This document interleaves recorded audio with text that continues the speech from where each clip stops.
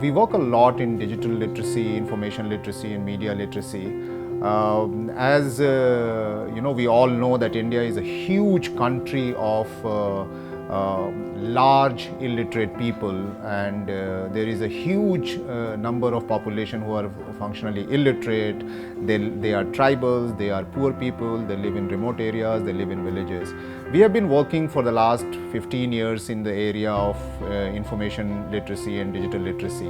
And what we realized is that most of the time we have been the way we were doing in a very traditional way of digital literacy, where you need to know A, B, C, D or alphabet or something like that, or a keyboard and all that.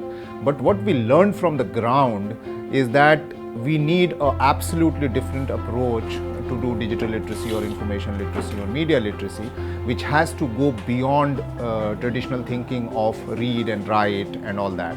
It has to be oral, it has to be beyond language, it has to be beyond script, and so on and so forth.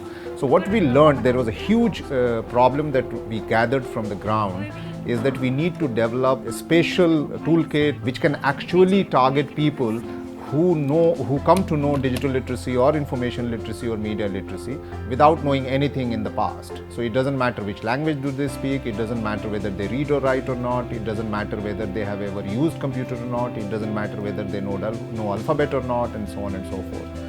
So we developed a special kit which we call START, which is actually based on activities, which is actually based on sign language, which is actually based on recognizing the caricatures of, let's say, YouTube or Google or Facebook or Instagram or internet or search engine, and so on and so forth. Or how do you describe a video?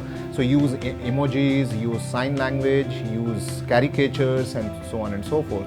And we developed various games which actually you don't need to play that game to open a computer by opening a computer, but you actually play a game like the way you would play any game in your real life.